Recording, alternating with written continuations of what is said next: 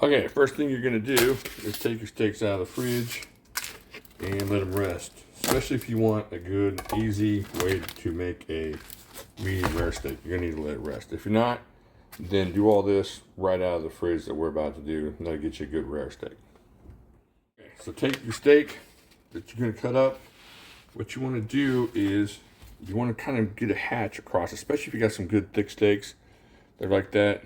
You wanna hatch some cut lines into it. I know it sounds crazy, but what this is going to do is help you get a cool and awesome crust on this. And nobody wants to eat just a warmed up, soggy steak here. All right, so now see, you got a little hatch working there. And that's going to hold on to some salt and pepper. Now you don't want to do both sides, especially if it's a thinner steak. I would just do one side, and that's going to get you a crust like you can't believe. Now here's the thing I've been noticing on my steaks recently is that if you use ground pepper, sometimes it's ground too thick, and what happens is it keeps your actual meat off of the pan. And so what you're doing is you're getting a crust of burnt pepper, and you're not crusting up the meat, and so the meat is not as I know it sounds weird, like you're talking about chips, but like that crunch, you know, that little bit of snap that you want when you're tasting the good. Now be real liberal with your salt and pepper because it's going to go everywhere once you put it in the pan. So, and all you need is pepper and salt. That's all you need. You don't need to go crazy with crazy herbs. This is your easy steak. This is, I want to get in there and make a steak in 5 minutes kind of steak. This isn't Gordon Ramsay's kitchen nightmare steak. All right, so there you go, and get a little bit on the side here for you guys that like to eat that marbleized fat, which is, you know, me. All right, so there you go. Now we're just gonna let it rest for about, I don't know, 30 minutes so they come up to room temperature, and then we'll start from there. All right, now get your pan out. Hopefully it's like a cast iron or something like that, and just put that thing as high as it'll go and get your heat going. I'm going to use beef tallow. It's this smoked beef tallow from those briskets I made, and that's going to add some crazy amazing flavors to this. We'll let that melt down, and then we will stick our steak in there. All right, our beef tallow is disappearing. Should be good and hot. We're going to take some water, do a little sprinkle test, and it's good to go. Here we go. We're going to lay the steak in there away from us, like so. Now what you want to do is set your timer. Get you a 4-minute timer going at this point. All right. Just kind of wiggle it, make sure it didn't stick to the bottom of your pan. You're good to go. There you go. And just wait out your timer. 4 minutes on this first side is going to be just what you need. Now what you want to do is the last 2 minutes is you're going to want to cover it, especially on a little bit of thicker steak, is you'll cover it. We'll wait till the 2 minutes. And then that'll help cook it to the medium rare. If you just want a rare steak, don't worry about covering it. It'll be good. I'm telling you, it's going to be delicious. You're not believing me. Alright, so we're coming up on the 2-minute mark here. I'm just going to cover it because I want a little bit of a good medium rare. I don't want exactly purple in the middle. You're just going to let it steam a little bit and cut and cook up. You don't want to let it steam too much. You don't want it broiling. You don't want to, not broiling, but boiling. You don't want a boiled steak. You just want to kind of let it cook a little bit.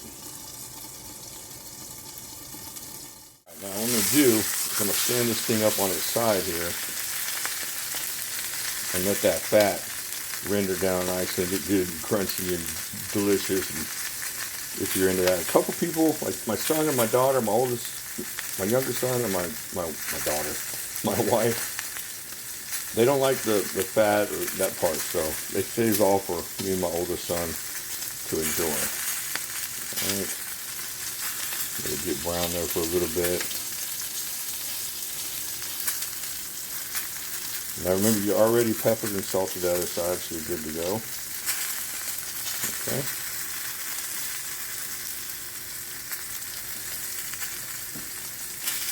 Let's check that side out there. Oh, it's looking good. Maybe just a little bit more. Okay, now your pan is really hot now, so it's not going to take 4 minutes or even that 3 minutes that we just waited. So you stick that on there. I'm going to cover this up one more time. Now I'm going to put the timer on, and at 2 minutes we're going to do something a little bit different. Okay.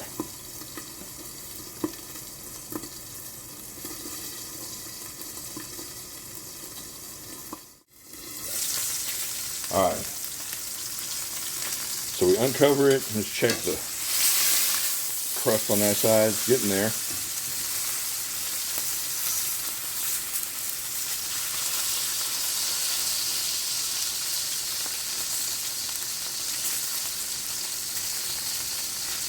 Okay, so at the 2 minute mark, what we're going to do is we're going to dump a bunch of butter in here. That way it's already got that secondary side crust. And then we can start basting the top of this thing just to get it crazy flavorful. I'll show you here in a second. Alright, let's check that crust now. See how it's looking. Oh, it's looking good. Okay, so take you a big old dollop of butter. Now at this point, what you're going to do, you're going to turn off your fire. Alright, turn off your fire and you put that butter in there. And you think, what's going on here? You turned off his fire too early. Luke, you turned off your head cam or whatever it was. Now, what we're going to do here, watch this. You're going to start getting this butter.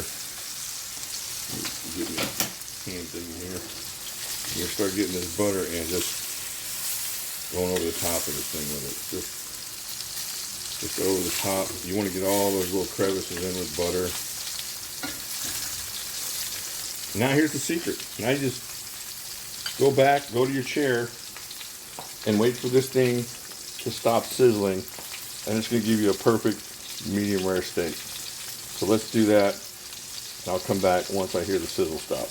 Okay, so now we're over here, and what we're going to do is just cut this bad boy open and see what kind of good steak we got in the middle here.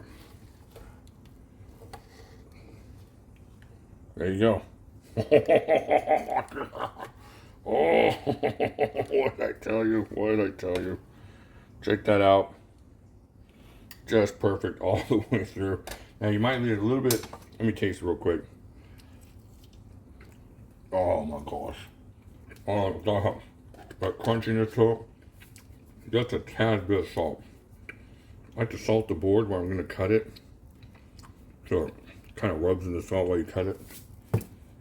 Oh man. Let's see.